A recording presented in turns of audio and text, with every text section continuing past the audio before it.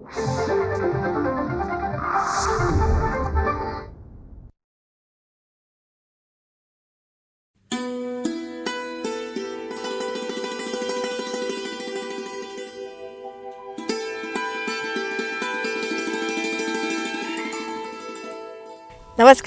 रयतेच्या दरबारमध्ये आपणा सगळ्यांचं हार्दिक स्वागत. निरनिराळ्या सकारात्मक प्रयत्नांची माहिती आपण आपल्या ह्या कार्यक्रमातून करून घेत आहोत, ज्याला उत्तम प्रतिसाद आम्हाला मिळत आहे. त्याबद्दल अनेक अनेक धन्यवाद. मंडळी, त्याच अनुषंगाने मागच्या भागासाठी सुद्धा मला खूप छान प्रतिसाद मिळाला. मागच्या भागामध्ये आपण भूमी अभिलेख या विभागाविषयी जाणून घेतलं. त्यातही आपल्या राज्यातले सर्व 7-12 उतारे संगणकीकृत झालेले आहेत, ही सुद्धा माहिती आपण जाणून घेतलेली आहे. म्हणजे आता जुने हस्तलिखित 7-12 उतारे कुठेही स्वीकारले जात नाहीत, हेही आपण सगळ्यांनी लक्षात घेतलेलं होतं. आणि त्याबरोबरच जमीन व्यवहारांविषयीचे ज्या वेगवेगळी कामं असतात ना, त्याच्यासाठी सुद्धा ऑनलाईन यंत्रणा तयार करण्यात आलेली आहे. म्हणजे ई हक्क प्रणाली जी आहे ना, त्याद्वारे आपण घर बसल्या विविध अर्ज करू शकतो आणि त्यातून आपली कामं घरबसल्या होऊ शकतात. तलाठ्यांकडे जायची आवश्यकता नाही, असंही आपल्याला समजलं. आणि त्यातूनच ह्याविषयी अनेकांनी आमच्याकडे विचारणा केलेली आहेत. त्यांची अनेक कामं प्रलंबित आहेत, त्यासाठी ते काय करू शकतात हेही त्यांनी विचारलेलं आहे. थोडक्यात आपण ही जी माहिती सांगितली ना, ती या सगळ्यांसाठी लाभदायक ठरलेली. असेच जर का वेगवेगळ्या विषयांवरची सविस्तर आणि विश्वासार्ह माहिती तुम्हाला हवी असेल ना, तर रयतेचा दरबार नक्की बघत राहा. त्यासाठी एकमेकांना मदत करू, एकमेकांची काळजी घेऊया आणि सगळ्यांचं जगणं समृद्ध करूया. त्यासाठीच रयतेचा दरबार.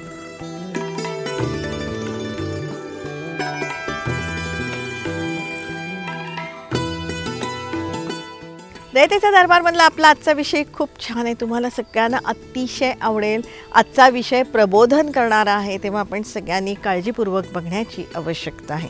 मंडळी, असं बघा, आपल्याला एखाद्या गोष्टीविषयीची जर का सविस्तर माहिती नसेल ना, तर त्या गोष्टीविषयी उगाचच आपल्या मनामध्ये नकारात्मकता निर्माण होत असते. आणि म्हणूनच आमचा आग्रह आहे की विविध विषयांवरची विविध अंगी जी माहिती आहे ना, ती आपण जाणून घ्यायला पाहिजे. कुठेतरी ज्ञान ही आपण घ्यायला पाहिजे. आणि असं ज्ञान मिळाल्यानंतर तुम्ही परत त्या गोष्टीकडे वळून बघा, तुमचा त्या गोष्टीकडे बघण्याचा दृष्टिकोन बदललेला असेल, तो चक्क सकारात्मक होतो. आणि म्हणूनच मंडळी, रयतेच्या दरबारमध्ये आम्ही विविध विषयांवरची विविध माहिती आपल्याला सातत्याने देत असतो. आता हेच बघा ना, ऊस उत्पादकांसाठी महत्त्वाचा मुद्दा कुठला, असा जर का प्रश्न विचारला ना, तर त्याच्यावरती एकमुखाने उत्तर येईल की FRP. FRP म्हणजे फेअर अँड रेम्युनरेटिव्ह प्राईस. म्हणजे काय? रास्त आणि वाजवी किंमत, असा FRPचा अर्थ आहे. पण तरीही मंडळी, FRP हा सातत्याने वादग्रस्त ठरत असतो. यामागची नेमकी कारणं काय आहेत ना, ते आज आपण जाणून घेणार आहोत. आणि म्हणूनच सर्वप्रथम FRP म्हणजे काय हे समजून घेऊया. FRP हा जो शब्द आहे, फेअर अँड रेम्युनरेटिव्ह प्राईस, म्हणजे रास्त आणि वाजवी किंमत, असा त्याचा प्रॅक्टिकल अर्थ आहे. पूर्वी राज्य पातळीवरती FRP ठरवला जात असे, पण कृषी मूल्य आयोगाच्या शास्त्रीय निकषानुसार आता FRP ठरवला जातो आणि तो देशभर लागू असतो. पूर्वी काय करायचे की प्रत्येक राज्य एक राज्य पातळीवर निर्णय घ्यायचं आणि ते राज्य शासन असं जाहीर करत असे की यावर्षी ऊसाला 300 रुपये टनामागे द्यावेत. बरोबर. नंतर काय झालं, कृषी मूल्य आयोगामार्फत याचा शास्त्रीय पद्धतीने खर्च काढायला लागले की जर ऊस लावायचा असेल तर मशागतीला किती पैसे लागतात, पाण्याला किती पैसे लागतात, किती पाण्याच्या पाळ्या द्याव्या लागतात, मग लेबरला किती खर्च येतो, बेण्याला किती खर्च येतो. मग असा कृषी मूल्य आयोग जो भारताचा आहे, तो याचा अंदाज बांधतं आणि अनेक ठिकाणी ह्याचा लेबरचा खर्चसुद्धा वेगवेगळा आहे. आता पश्चिम महाराष्ट्रात म्हणलं तर तुम्हाला 500 रुपयाच्या खाली लेबर मिळणार नाही, ते बिहारमध्ये 180 रुपयात मिळत असेल. त्यामुळे काय होतं की याचं लेबर कॉस्ट ॲव्हरेज भारताचं करताना काही वेळेस काही भागावर अन्याय होताना लोकांना दिसतो. पण मुद्दा हा आहे की तुम्ही एकदा देशभर एकच किंमत द्यायची एकाच पिकाला, असे एकदा ठरवलं की हे होणं साहजिक आहे. इतर राज्यांच्या तुलनेमध्ये आपल्या राज्यामध्ये FRP कमी दिला जातो ह्या मागचं एक कारण आत्ता आपण जाणून घेतलं. याबाबतची इतरही कारणं आपण जाणून घेणार आहोत. पण सध्या जो FRP आकारला जातो ना, तो रंगराजन समितीच्या निकषांप्रमाणे आकारला जातो. जी अगोदरची पद्धत होती त्यामध्ये स्टेट ॲडवायझरी प्राईस म्हणजे काय, राज्य शासनाने निर्धारित केलेली किंमत. त्याच्याऐवजी रंगराजन समितीने फार शास्त्रीय पद्धतीने अभ्यास करून याचं कॅल्क्युलेशन काढलं की कारखान्यांना किती खर्च येतो, त्यांना प्रोसेसिंगला किती केमिकल लागतात, लाईट किती लागते, सिक्युरिटी गार्डवर किती पैसे खर्च होतात, बरोबर आहे, कामगारांचा पगार किती असतो आणि मग किती टक्के ह्यांना प्रॉफिट होऊ शकतो जास्तीत जास्त, असं सगळं कॅल्क्युलेशन करून त्याच्या किती टक्के पैसे शेतकऱ्याला दिले गेले पाहिजेत हे त्यांनी ठरवलं. आणि त्याच्या आधारे आता किती टक्के रिकव्हरीला किती टक्के FRP द्यायची हे ठरवलं जातं. रिकव्हरीच्या प्रमाणामध्ये FRP दिला जातो म्हणजे काय तेही समजून घ्या. आत्ताची जी भारताची प्रचलित FRP पद्धत आहे, उदाहरणार्थ मागच्या वर्षी 3050 रुपये अशी FRP केंद्र शासनाने जाहीर केली. ही आहे 10% रिकव्हरीसाठी. आता कोल्हापूर, याचा अर्थ असा आहे की जर 1 टन ऊस गाळला तर त्यातनं 100 किलो साखर तयार होणार, म्हणजे 10% रिकव्हरी आहे. मंडळी, या रिकव्हरीमध्ये असमानता आहे. हवा, पाणी, जमीन याप्रमाणे रिकव्हरी बदलते. ती कशी तीही जाणून घ्या. पण काही ठिकाणी हवामान एवढं चांगलं आहे, जमीन चांगली आहे, पाऊस जास्त पडतो, थोडं दमट पण हवामान आहे कोल्हापूरमध्ये, तर 13-13.5पर्यंत रिकव्हरी जाते. तेच मराठवाड्यामध्ये 8.5पर्यंत रिकव्हरी राहते. याचा अर्थ काय, 1 टन ऊस शेतकऱ्याने नेला बैलगाडीतून तर मराठवाड्यात 85 किलो साखर तयार होते आणि कोल्हापूरमध्ये 135 किलो साखर तयार होते. तर ही जर विकायची असेल बाजारात तर याचा अर्थ असा आहे की 40 किलो साखर किंवा 35 किलो साखर जर कोल्हापूरच्या कारखान्याला जास्त मिळत असेल तर कोल्हापूरच्या शेतकऱ्याला जास्त पैसे मिळणार. मग ते मराठवाड्यातल्या शेतकऱ्याला तेवढे मिळत नाही. म्हणून त्यांनी शास्त्रीय पद्धतीने ठरवलं की किती रिकव्हरीला किती पैसे द्यायचे. म्हणून 10% रिकव्हरीला 3050 अशी FRP आहे. ऊसाचा FRP वाढवून द्या ही सततची मागणी आहे. मुख्यतः याच्याशी संबंधित 2 वेगवेगळे विषय आहेत. एक विषय असा आहे की साखर कारखाने वजन काटे मारतात, ते वजनच आमचं खोटं दाखवतात कारण त्याला FRPत काही करता येत नाही. म्हणून मग माझ्या बैलगाडीमध्ये जर 1.2 टन ऊस असेल तर तो 400 ग्रॅम ऊस कमी दाखवतात, असं काही लोकांचं म्हणणं आहे. सो ह्याचा अर्थ काय की जी गोष्ट फिक्स आहे तर त्याला हात जर लावताच येत नाही कोणाला, तर मग बेस्ट वे आरोप काय होत आहेत की वजन काटे मारले जातात, वजन खोटं दाखवलं जातं, बरोबर आहे. नंतर घट जास्त दाखवली जाते, तर त्याच्यामध्ये पाला येतो, पाचोळा येतो, माती येते.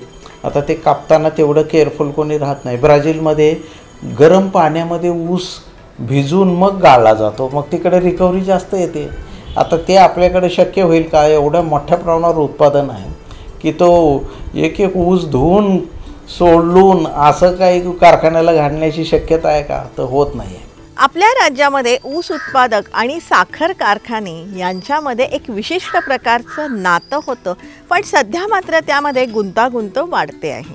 एक म्हणजे महाराष्ट्र आणि कर्नाटक या 2 राज्यांमध्ये साखर कारखाने शेतकऱ्यांच्या वतीने ऊस तोडतात आणि कारखान्यापर्यंत आणतात. अशी व्यवस्था भारतात दुसऱ्या कुठल्याही राज्यामध्ये नाही. उदाहरणार्थ उत्तर प्रदेशचा शेतकरी ऊस तोडतो, स्वतः तोडतो नाही तर दुसऱ्याकडनं तोडून घेतो आणि कारखान्याच्या दारात नेऊन देतो ट्रक किंवा ट्रॅक्टरने. तोपर्यंत कारखान्याचा शेतकऱ्याशी काडीचाही संबंध नसतो. तो याला माणसाला ओळखतसुद्धा नाही. जो ऊस घालतो त्याचं वजन होतं आणि त्याचे पैसे त्याला मिळतात. पण महाराष्ट्रामध्ये शेतकरी आणि साखर कारखाने यांचं जे नातं गेल्या 100 वर्षात तयार झालं आहे ते सहकारी चळवळीमुळं झालं आहे. तर सहकारी चळवळीमध्ये कारखानदार हे गरजेला शेतकऱ्यांना बियाणं द्यायचे, बरोबर आहे. तेच नव्या व्हरायटीचं बियाणं आणून देत होते.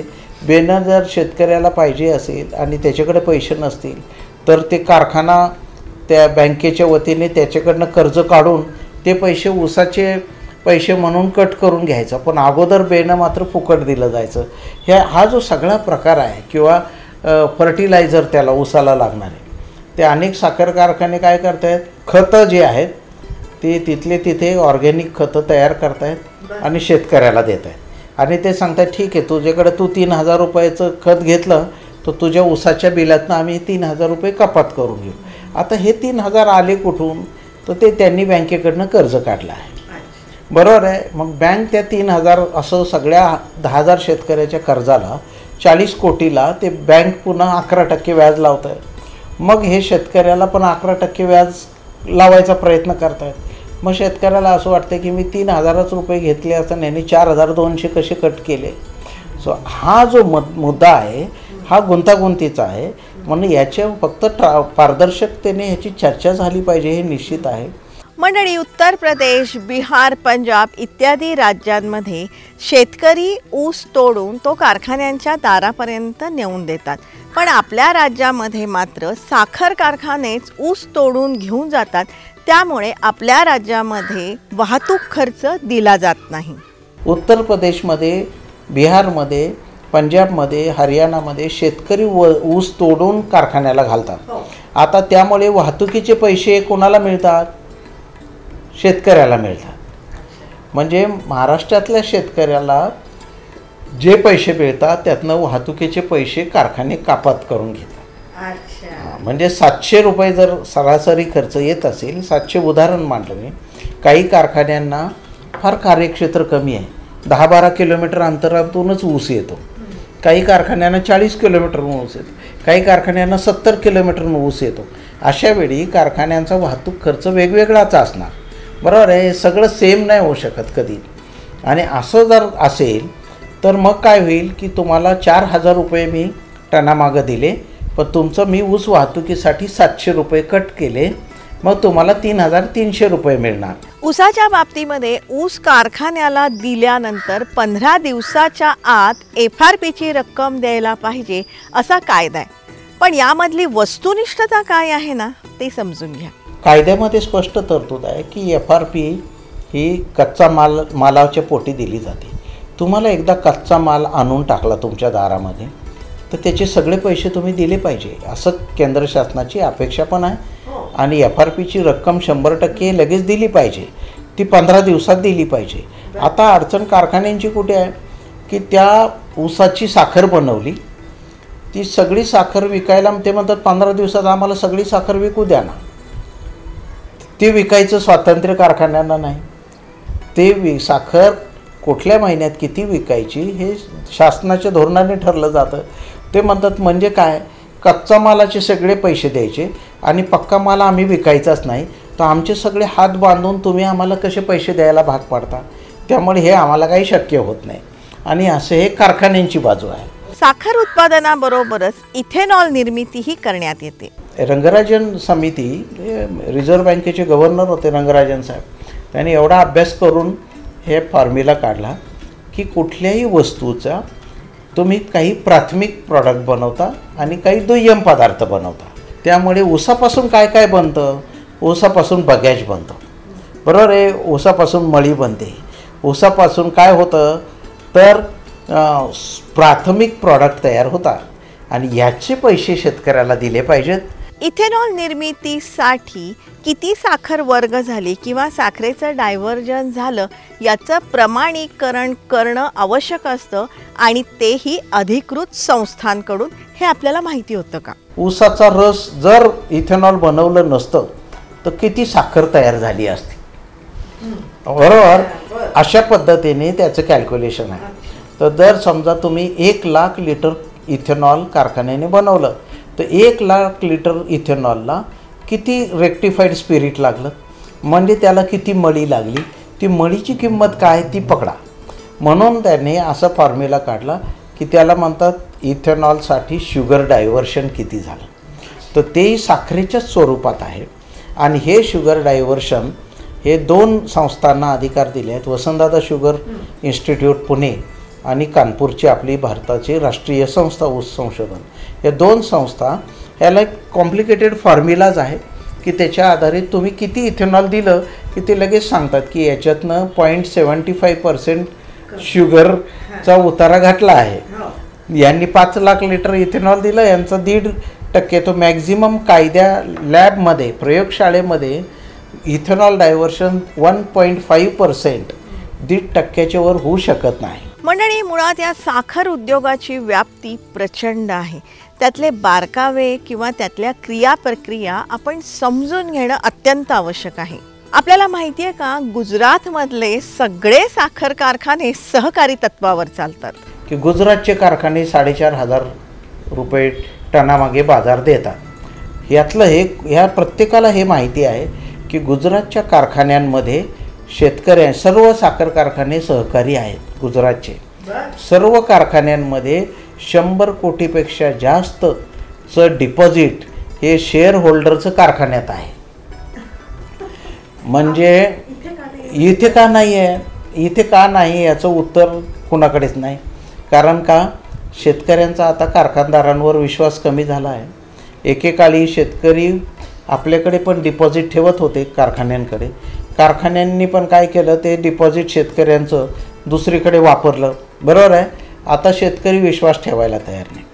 गुजरातमध्ये उलट आहे की 100 वेळा नोटीस पाठवलं तरी तो शेतकरी ऊसाचे पैसे घेऊन जात नाही. आणि म्हणून साखर कारखाने 7% हे पैसे वापरतात. त्यांचं कॅल्क्युलेशन उलटं आहे.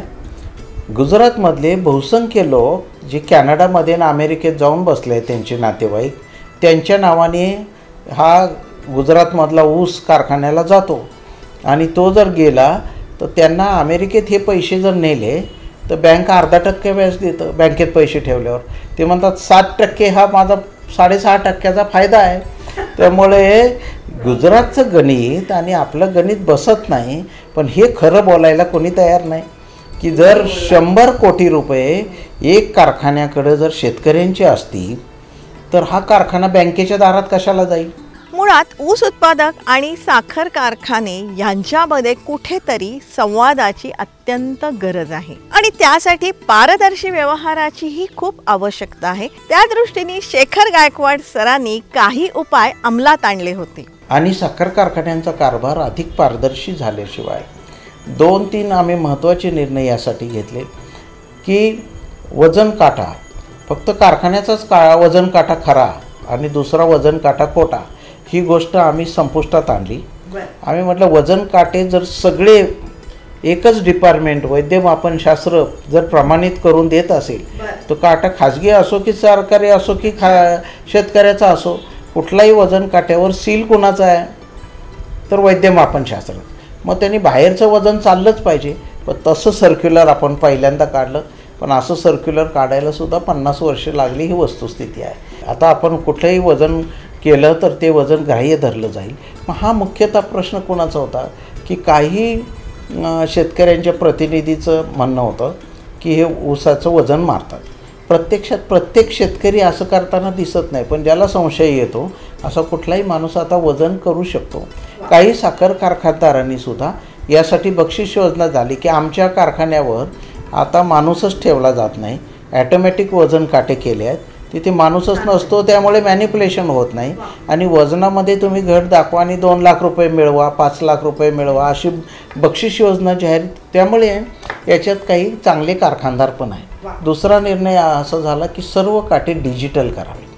तो हाताने ज्यावेळी आपण कुठल्याही बाजारात आपण जातो त्यावेळी जे वजन आणि माप ठेवतात, ह्या व्यवस्थेपेक्षा डिजिटल व्यवस्था ही एक शेवटच्या ग्रॅमपर्यंत वजन ॲक्युरेटली मोजलं जाईल.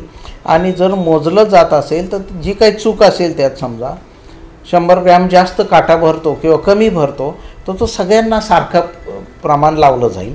तर हे पण मागणी मान्य झाली आणि आता डिजिटायझेशन सुरू झालं आहे. सगळे वजन काटे आता मॅन्युअलवरून डिजिटलला येतील.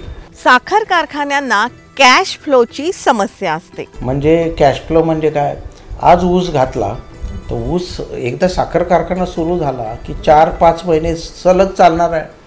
आता 1 तारखेला ज्यांनी ऊस घातला त्याला 16 तारखेला पैसे द्यायचे आहेत. 2 तारखेला ज्यांनी ऊस घातला त्याला 17 तारखेला द्यायचे आहेत. सो हे दररोज 40 कोटी रुपये कुठून येतील याचं उत्तर अख्ख्या देशाला माहिती आहे. शुगर इंडस्ट्री ज्याला माहिती आहे तर हे दररोजचे 30 कोटी 7 कोटी 9 कोटी 2 कोटी 2.5 कोटी हे पैसे दररोज कारखान्याकडे कुठून येणार याचं उत्तर कुणाजवळच नाही. साखर तयार झाली ना तरी ती विकण्यामध्येही काही बंधनं असतात. त्यावरतीही शेखर गायकवाड सरांनी काही उपाय सुचवले होते. जर कारखान्यामध्ये 2 लाख पोती 2 वर्ष पडून राहण्यापेक्षा प्रत्येक शेतकऱ्याच्या घरात 10 पोती साखर आली तर साखरेचे बाजार जेव्हा वाढतील तेव्हा शेतकरी पण विकू शकेल डायरेक्टली कोणाला पण असा साधा प्रयोग करायची पण आपली तयारी नाही ना. शेतकऱ्यांपैकी पण काही लोक पुढे येत नाही किंवा ठीक आहे आमची ऐपत आहे, आमचा 3 लाखाचा ऊस गेला आहे, 2 लाख रुपये आम्हाला चेकनी द्या, 1 लाखाची आम्ही साखर घेतो आणि तुमच्या दारात आम्हाला परत येऊ देऊ नका, संपला विषय. असं पण लोकांची तयारी नाही.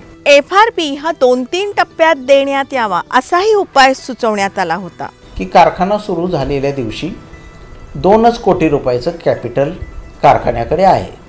हरकत नाही, पहिल्या दिवशी जो शेतकरी येईल ऊस घालायला त्याला तुम्ही 40% पैसे देऊ शकता का? तर 40% बाय चेक ताबडतोब हातात द्या ना. तर लोक एवढं तर समजू शकतात यार की हे पैसे येतील आता पुढचा हप्ता काहीतरी. आणि नाहीतरी सगळ्या महाराष्ट्रामध्ये असं 2-3 टप्प्यामध्ये पैसे आत्तापर्यंत आपण देत होतो, आजही कारखाने देत होते. त्यामुळे आता महाराष्ट्र अशा पद्धतीने डिवाईड झाला आहे की पाहिजे दिलं तर एक रकमीच द्यायचं, नाही तर द्यायचं नाही म्हणून आंदोलन आहे. आणि बहुसंख्य कारखाने एक रकमी देऊ शकत नाही ही वस्तुस्थिती आहे. थोडक्यात ऊस उत्पादक आणि साखर कारखाने या दोघांचीही वस्तुस्थिती समजून घेणं अत्यंत आवश्यक आहे. आपला शेतकरी हुशार आहे, अभ्यासू आहे, शेतकऱ्याची नवी पिढी याचा बारकाईने अभ्यास करत आहे. पण त्यांनी अर्थशास्त्र समजून घ्यायला पाहिजे. ठेवीतून मिळणारं व्याज काय, बरोबर आहे. कारखान्यांमध्ये जर आता बँका तुम्हाला 5% पैसे ठेवीला देत असतील, मी असंही आवाहन केलं आणि अनेक कारखान्यात जाऊन केलं की जर बँकेत तुमचे पैसे 5% तुम्ही ठेवत असाल आणि साखर कारखाना तुम्हाला जर 8-9% व्याजाने देत असेल पैसे ठेवून तर तुम्ही दिले पाहिजे. मग लोकांचं म्हणणं आहे की कारखान्यांनी पारदर्शकतेने ताबडतोब 6 महिन्याच्या व्याजाचे चेक आधी दिले पाहिजे. असं जर कोणी केलं तर बँकांवरचं अवलंबित्व कमी होईल. यासाठी पण माझ्या काळात मी फार प्रयत्न केला. मंडळी, ऊसाच्या FRP बद्दल आपण सातत्याने विविध गोष्टी ऐकत असतो, पण मुळात ह्या सर्व गोष्टींसाठी अनेक क्रिया प्रक्रिया आहेत, कायदे आहेत जे आपल्यापर्यंत कधी पोचत नाहीत किंवा पोचले तरी ते आपल्याला समजतही नाहीत. आणि म्हणूनच आज आपण FRP हा विषय समजून घेतला आणि त्यातून आपल्या सगळ्यांना असं जाणवलं असेल की ऊस उत्पादक आणि साखर कारखाने यांनी कुठेतरी सुवर्णमध्य गाठायची अत्यंत आवश्यकता आहे. आणि त्यातूनच पूर्वापार चालत आलेलं त्यांचं विश्वासाचं आपुलकीचं नातं त्यांनी वृद्धिंगत करणंही आवश्यक आहे. त्याच दृष्टीने आपला आजचा भाग तुम्हाला कसा वाटला हे तुम्ही जरूर आम्हाला सांगा. संपर्कासाठी आमचा पत्ता आहे रयतेचादरबार@gmail.com. जरूर आमच्याशी संपर्क साधा. तुमच्याकडे काही माहिती असेल, प्रश्न असतील, सूचना असतील, तुम्ही आमच्यापर्यंत नक्की पोचवा. रयतेचे दरबारमधले हे सगळे एपिसोड तुम्ही वारंवार बघू शकता आमच्या यूट्यूब चॅनलवरून. जनता दरबार, रयतेचा दरबार या दोन्ही नावाने आमचे यूट्यूब चॅनल आहेत जी तुम्ही सबस्क्राईब करण्याची गरज आहे. रयतेचा दरबार आम्ही प्रसारित करत असतो दर सोमवारी रात्री 9 वाजता सह्याद्री वाहिनीवरून. सोमवारचाच हा एपिसोड आम्ही पुन्हा प्रसारित करत असतो शनिवारी सकाळी 8 वाजता सह्याद्री वाहिनीवरून. सोमवार रात्र 9, शनिवार सकाळ 8 हे जे दोन्ही एपिसोड आहेत ना हे तुम्ही लाईव्ह बघू शकता सह्याद्री वाहिनीच्या फेसबुक पेजवरून. जरूर बघत राहा, कारण आम्ही ही जी माहिती तुम्हाला सांगतोय ना या माहितीच्या उपयोगामुळे अनेकांचे लाभ होत आहेत किंवा होऊ शकतात. हा मात्र त्यासाठी रयतेचा दरबारचा प्रत्येक एपिसोड आपण बघायला पाहिजे. लक्षात ठेवा, चांगल्यातून नेहमी चांगलंच घडतं ही उक्ती सार्थ ठरवणारा हा आपल्या सगळ्यांचा कार्यक्रम रयतेचा दरबार. त्यासाठीच एकमेकांना मदत करू, एकमेकांची काळजी घेऊया आणि सगळ्यांचं जगणं समृद्ध करूया. त्यासाठीच रयतेचा दरबार.